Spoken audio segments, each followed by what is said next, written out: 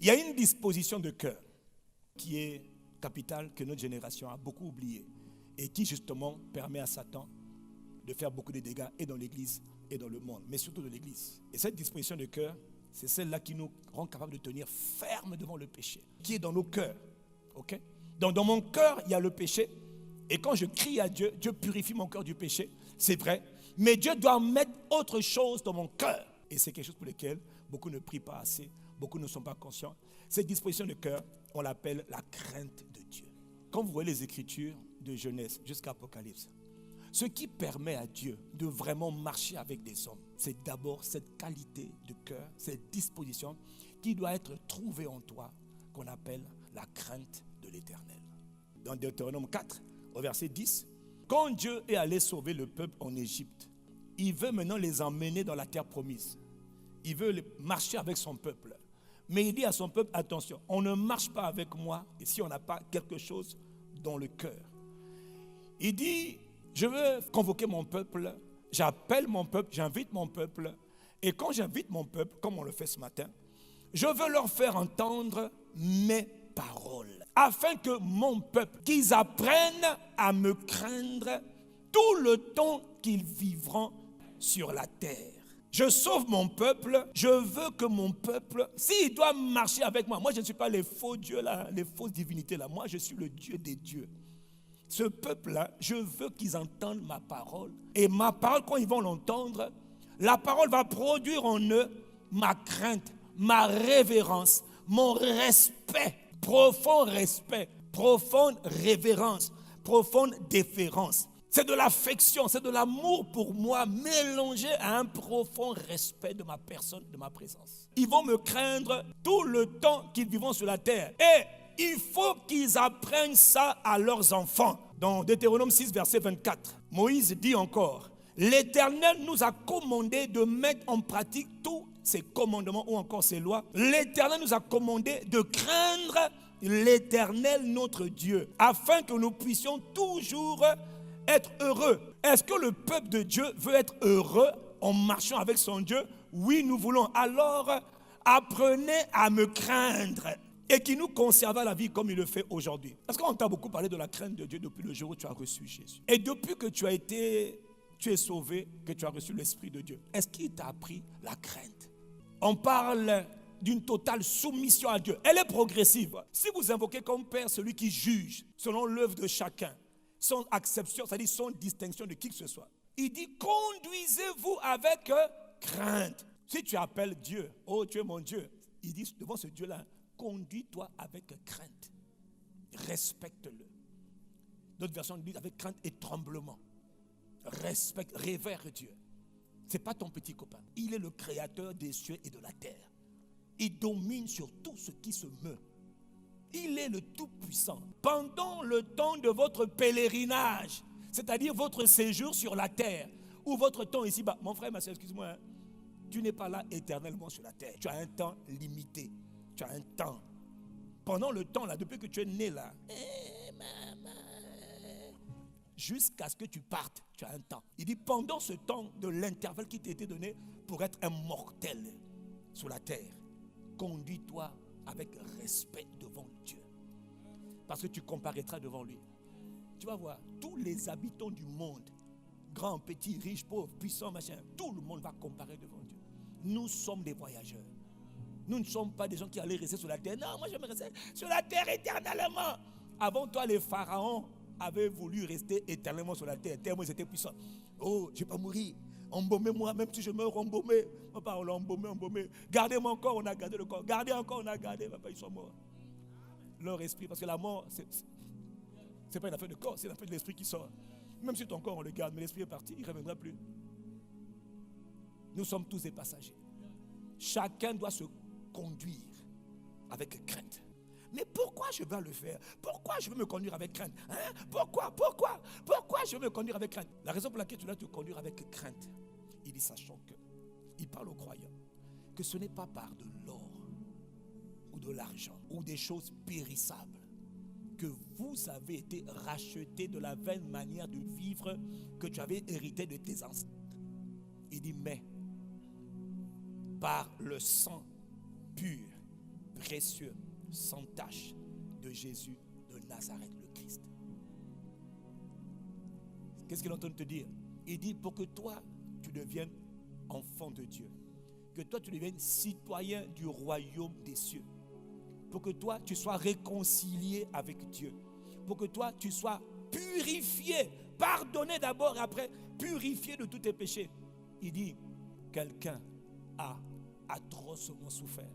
Ce quelqu'un, on l'appelle ton sauveur, ton Seigneur, le prince de ton salut. Il dit, une des raisons pour lesquelles tu dois te comporter avec crainte devant Dieu, c'est parce que Christ est mort pour toi. Christ est mort à cause de toi. Qu'est-ce qui a tué Christ? Son amour pour toi. Qu'est-ce qui a mis à mort le Fils éternel de Dieu? Son amour extrême pour toi. Sa passion profonde pour toi. Il aurait pu nous laisser périr, nous tous. Recréer une nouvelle humanité dans son amour. Dieu a tellement aimé les hommes que Dieu a sacrifié son Fils. Le Fils sacrifié là, le Père dit, j'ai sacrifié mon Fils à cause de toi.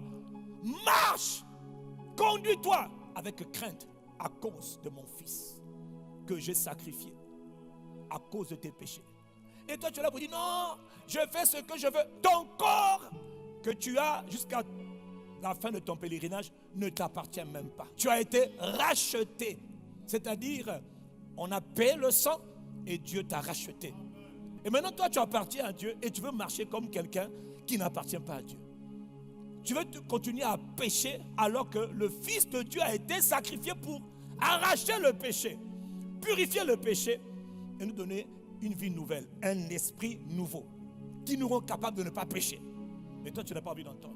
Donc, la crainte de Dieu n'est pas une option dans la vie d'un enfant de Dieu. Frère, si tu ignores mon message, ignore-le. Et moi, si j'étais à ta place, je ferais comme je fais. Jésus est mort à cause de moi. Non, je vais obéir à la parole. Mais je n'y arrive pas.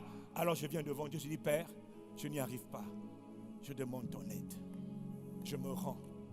Quand tu dis ça à Dieu, je n'y arrive pas. J'ai le vouloir, mais je n'ai pas la capacité. Je crie à toi, aide-moi. Je ne peux pas arriver à te craindre comme tu le veux, mais aide-moi. Là, tu es dans la volonté de Dieu. Mais quand tu es là, tu dis, oh, franchement là, c'est trop lourd pour moi là, non. Oh, le pasteur Castano, encore un autre faux pasteur. Oh, Castano, faux pasteur. Il n'y a pas de problème. Insulte-moi, il n'y a pas de problème. Mais je te dis seulement de la part de Dieu. On va se revoir.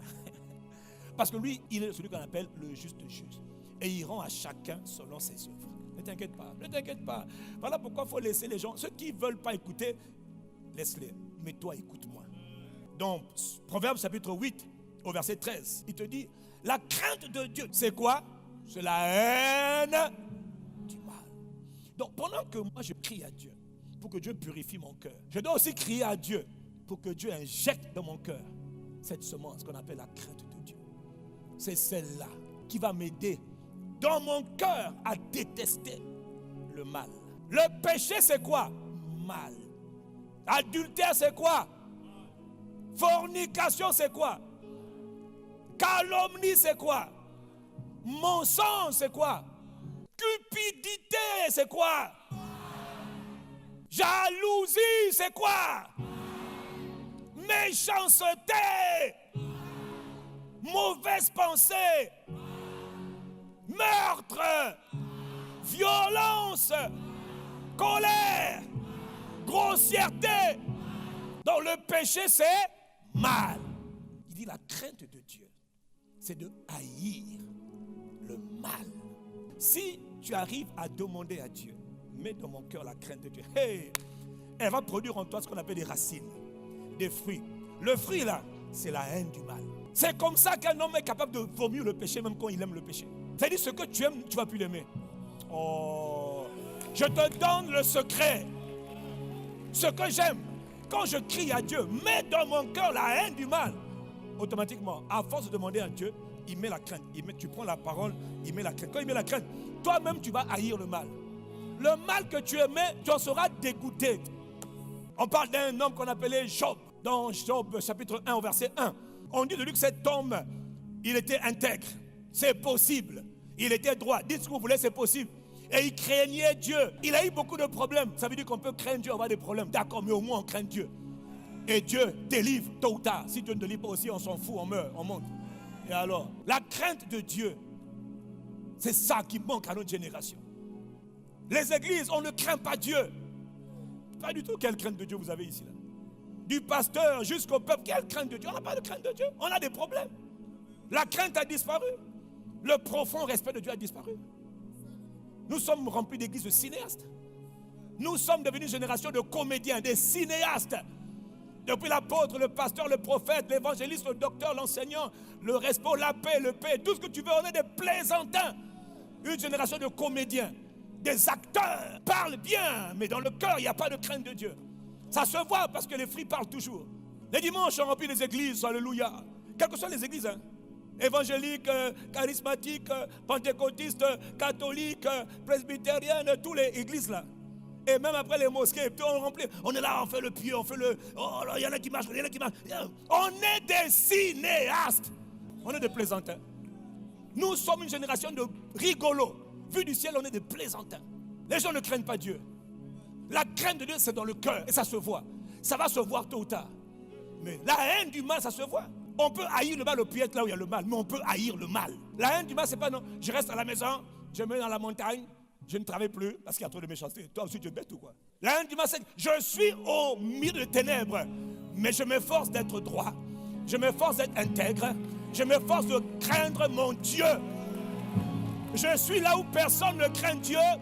Tout le monde fait la même chose. Mais je dis à Dieu, aide-moi à être différent. Vous qui aimez l'Éternel, haïssez le mal. On aime Dieu, puis on ne veut pas haïr le mal.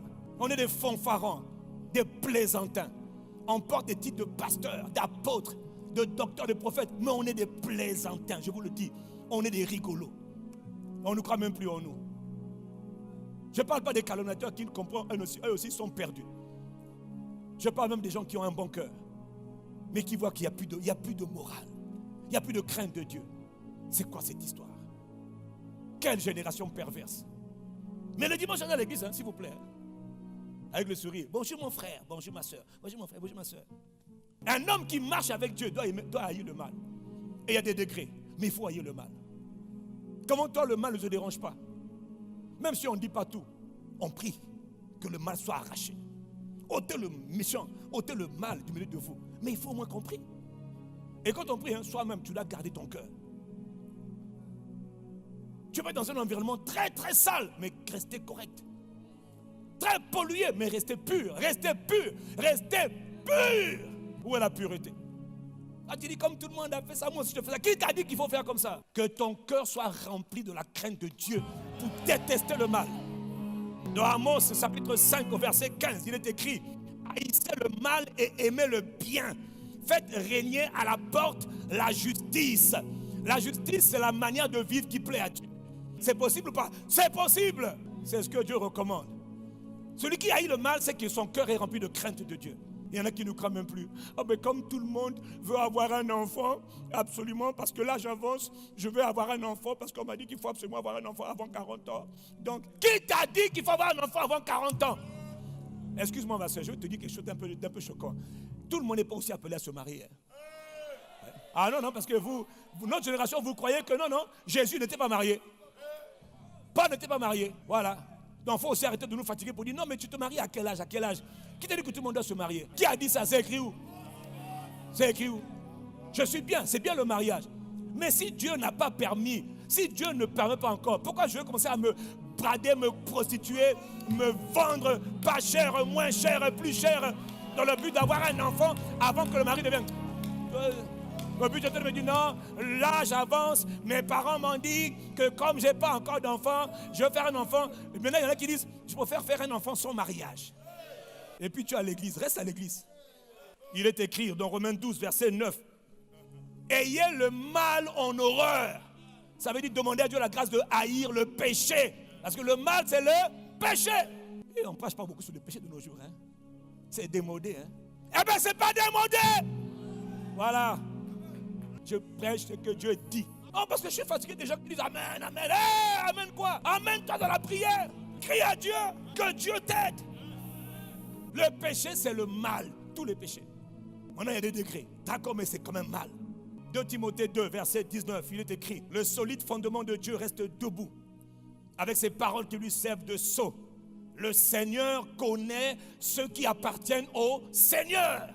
Quiconque invoque le nom du Seigneur, c'est-à-dire quiconque se revendique appartenir au Seigneur, qui s'éloigne du mal. Toi, tu aimes le mal comment? Comment tu aimes le mal?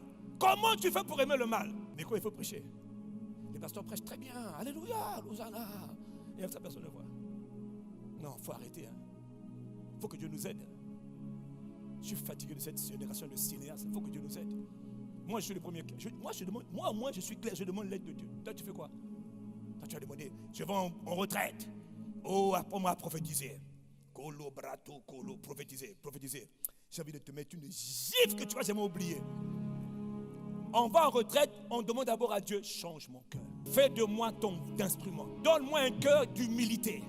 Donne-moi un cœur de sainteté. Donne-moi un cœur pur. Donne-moi un cœur qui déteste l'orgueil. Parce que je suis un homme orgueilleux. Donne-moi ce cœur. Donne-moi un cœur qui te connaît. Donne-moi un cœur qui t'est agréable.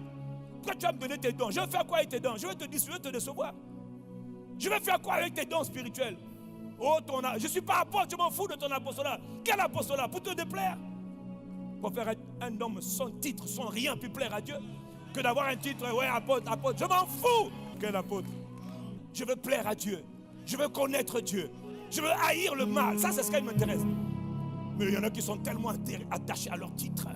Ouais, l'homme de Dieu. Quel homme de Dieu? Pervers. Pervers, dépravé. Pécheur notoire. Coucheur avec les filles. Et les femmes qui couchent avec les hommes, et les hommes qui couchent avec les hommes. Et maintenant, c'est la mode, on couche avec les animaux. Hey! Dans une église, le pasteur couche avec les bêtes. Et puis les jeunes qui donnent leurs fesses par derrière, les autres par devant. Donc on ne sait plus quelle est l'heure d'être. On est perdu. On ne sait plus, on est perdu. C'est la perversion. Et ça se passe dans notre génération. Non, je refuse. Il fasse ça, moi je ne serai pas dedans. Et je sais qu'il y a encore des gens qui sont comme ça. Non, on veut craindre Dieu. Oh, parce que je n'ai pas d'argent. Arrête! Que je n'ai pas d'argent. Meurs alors. Je préfère mourir dans la misère que de donner derrière. Arrête ça! C'est quoi ça? Et puis il faut avoir l'église. Fire! Fire! Fire dans les fesses! Fire dans l'intérieur, là c'est quoi? On veut des jeunes qui craignent Dieu. Des hommes connus pour marcher avec Dieu et qui craignent Dieu. C'est possible. On va nous embrouiller ici là. David craignait Dieu. Un jeune homme qui craignait Dieu. Oui, il a fait des fautes. Il a eu à faire des erreurs. C'est vrai. Craindre Dieu ne veut pas dire que je ne vais jamais faire d'erreur. C'est possible. Mais quand je tombe, je me relève. Quand je pêche, je me repens. Je crie à Dieu: délivre-moi, crée en moi un cœur pur. J'ai péché. Mais arrêtez. Arrêtez. David a péché, d'accord. Il a caché, d'accord. Mais quand on a confondé, il a pas dit non, c'est pas moi. Arrêtez ça. Un cœur qui craint Dieu. Quand tu es tombé, ça peut arriver. Tu vas te relever. Mais tu vas te le cacher pour dire non, c'est pas moi. Sous-marin. Arrête. Tu as péché, expose ton péché. Ne dis pas non, j'ai parlé moi-même à Dieu, c'est faux. Si tu as péché, viens me voir. Confesse. Les gens qui disent moi, je sais pas parler à Dieu, Dieu m'a pardonné. Non. Il a dit confessez vos péchés, les uns aux autres. Quiconque confesse son péché, c'est moi à Dieu, pas aux hommes. Ou surtout quand tu es responsable quelque part et que tu as péché, que tu n'as pas dit à toi responsable, tu es méchant, tu es menteur et tu ne seras jamais pardonné. Parce que Dieu est juste. On te confie une charge. Voilà pourquoi je vous dis n'aspirez pas aux responsabilités. N'aspirez pas aux responsabilités. Si tu n'es pas prêt, n'aspire pas. Reste en attendant dans la foule, parmi le peuple. Et si on te propose de t'élever, refuse. Je ne suis pas prêt. Ça s'appelle la sincérité. Ça s'appelle l'intégrité. Ça s'appelle la droiture.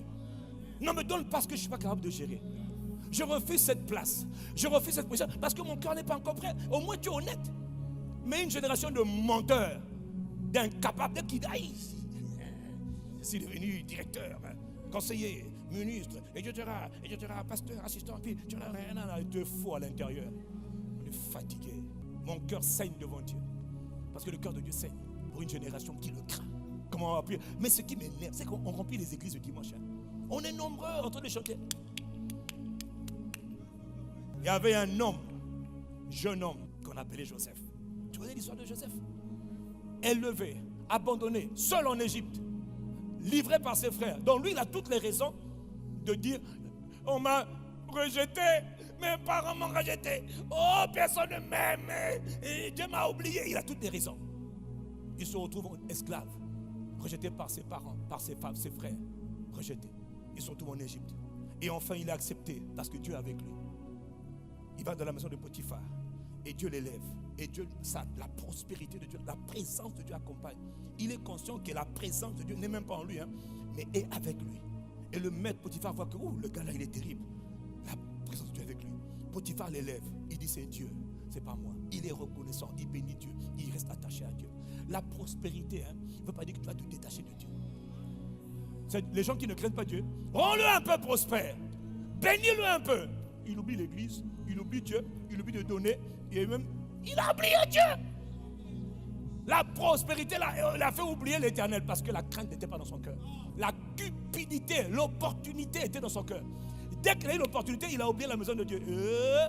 Bon, certains, ils suivent seulement en ligne quand ça arrive. Quand la mouche le pique, il dit, je me connecte. J'espère que tu es connecté. J'espère que tu m'entends en ligne, toi là. Dimancheur. Ce Joseph, alors qu'il est dans la maison de Potiphar, il est élevé, mais il reste attaché à Dieu. Donc on peut rester élevé et puis attaché à Dieu. Et là où il est, c'est des satanistes, c'est des sorciers. Mais il est dans la maison, en parenthèse, on peut être loin de Dieu, on peut être appelé de Dieu dans un milieu de sorciers, on est là. Mais on ne fait pas la sorcellerie. On n'est pas sorcier. Daniel a opéré parmi les sorciers sans être sorcier. Il leur a montré ce qu'on appelait l'esprit du Seigneur, l'esprit supérieur. Oh, vous nous fatiguez ici là. Joseph, après que son maître l'ait béni, maintenant je peux faire tout ce que je veux. Non, son cœur reste humble. Je vous dis, avec Joseph, tu apprends beaucoup de choses. On peut t'élever, tu restes humble. Tu restes droit. Tu crains Dieu. Et la femme là de son maître, un jour, pendant que le maître n'était pas là, elle était belle, mais avec le petit était trop beau.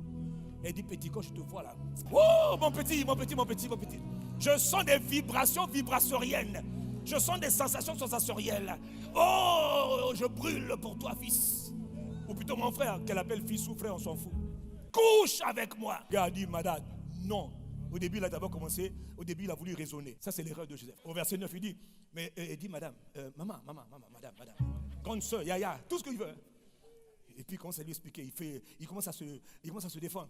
Il dit, mais ton mari n'est pas plus grand que moi dans cette maison.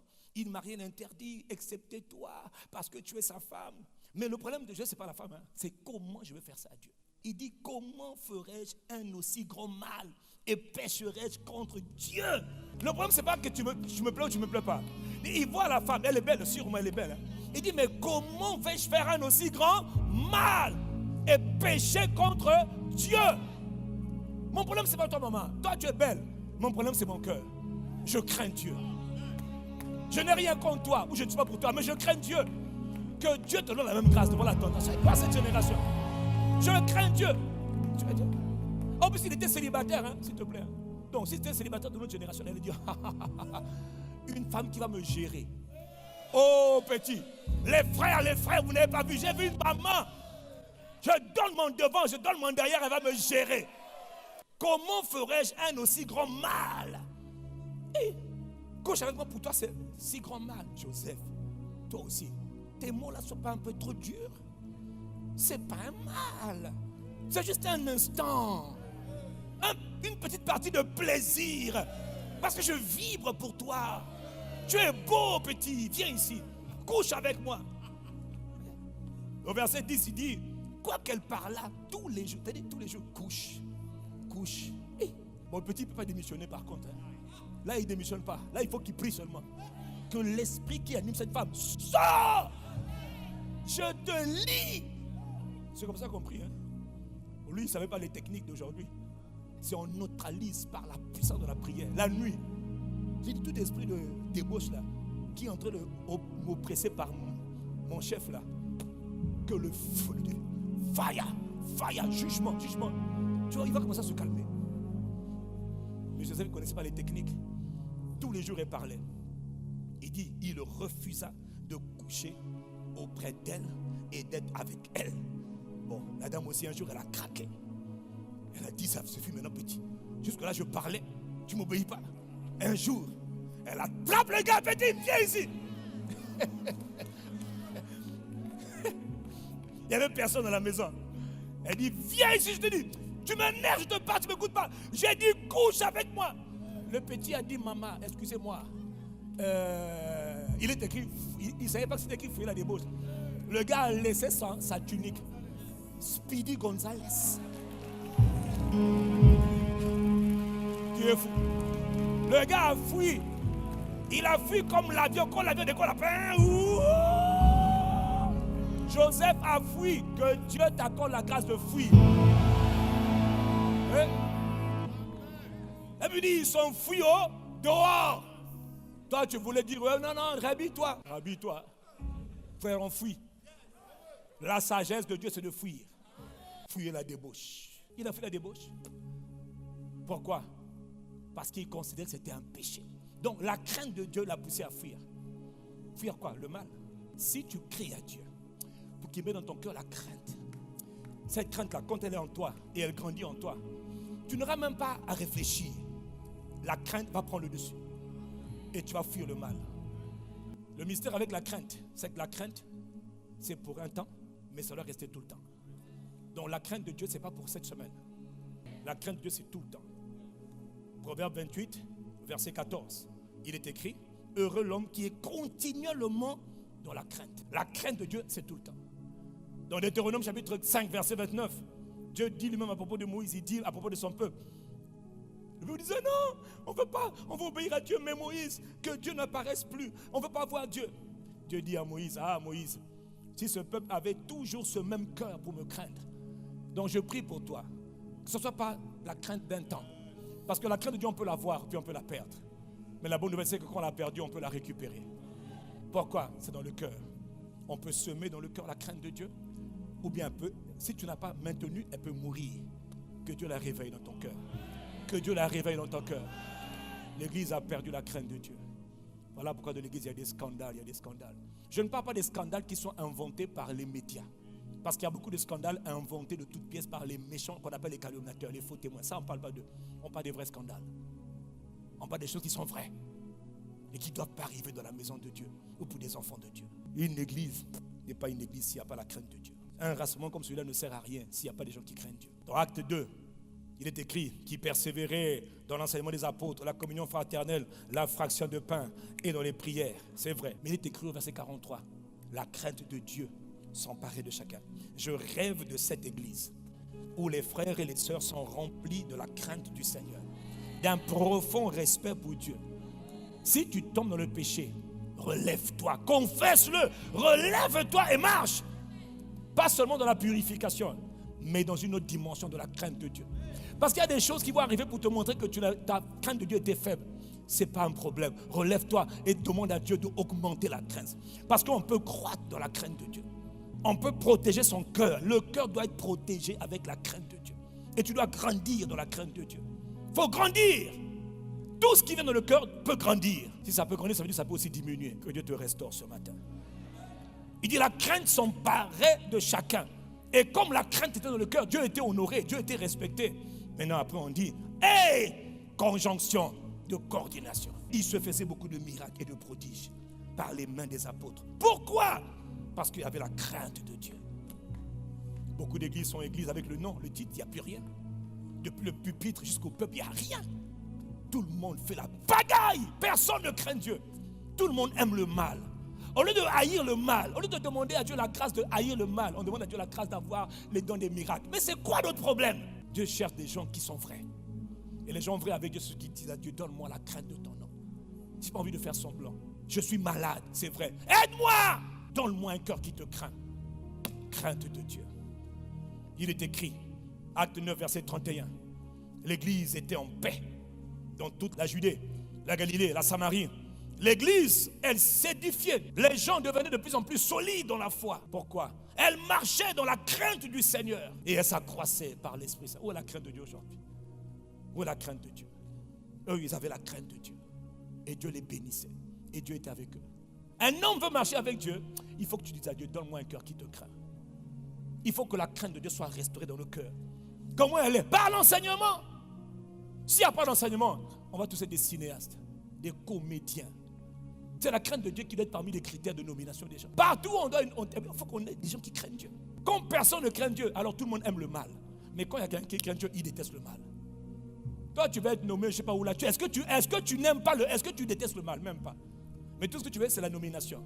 Parce que tu es obsédé par le Dieu de l'argent. Tous ces mbongos. L'argent, là. Nommez-moi pour que moi aussi je me sucre. Mais il n'y a pas de crainte de Dieu.